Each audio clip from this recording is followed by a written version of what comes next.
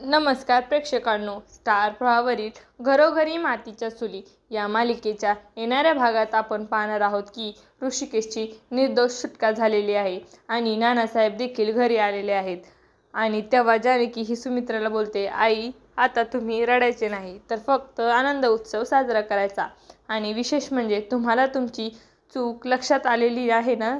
आता आपल्या घरात फक्त सुख आणि सुखच असेल असे बोलून दोघी देवाचा आशीर्वाद घेतात. त्यानंतर आपण पाहतो नाना हे सर्वांना एकत्र बोलवतात आणि ते सर्वांना सांगतात की काल कोर्टामध्ये जे घडले ते सर्व खरे होते. मी कोर्टामध्ये प्रत्येक शब्दाना शब्द खरा सांगितला. फक्त एकच गोष्ट मी खोटी सांगितली आहे, ती म्हणजे पायऱ्यावरून मला कोणी ढकलून दिले नाही.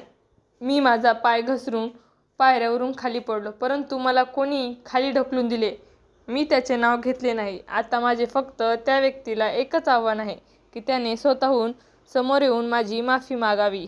आणि जर का त्या व्यक्तीने तसे नाही केले, माझी माफी मागितली नाही तर मात्र काही खरे नाही. आणि तेव्हा ऐश्वर्या ही अतिशय घाबरलेली असते. आता पुढे येणाऱ्या भागात आपण पाहणार आहोत की ऐश्वर्या नानाची माफी मागणार का, हे पाहणं खूपच रंजक ठरणार आहे.